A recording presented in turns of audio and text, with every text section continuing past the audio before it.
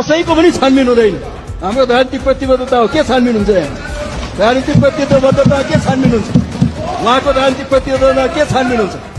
हामीले लिएको सिद्धान्तमा के छानबिन हुन्छ? को छानबिन गर्छ? हिजो सत्ता र शक्तिको भरमा दम्म देखाउने बैगुनी केटो दाजु योगेश भट्टराई होइन, छानबिन हुन्छ कि हुँदैन रहेछ?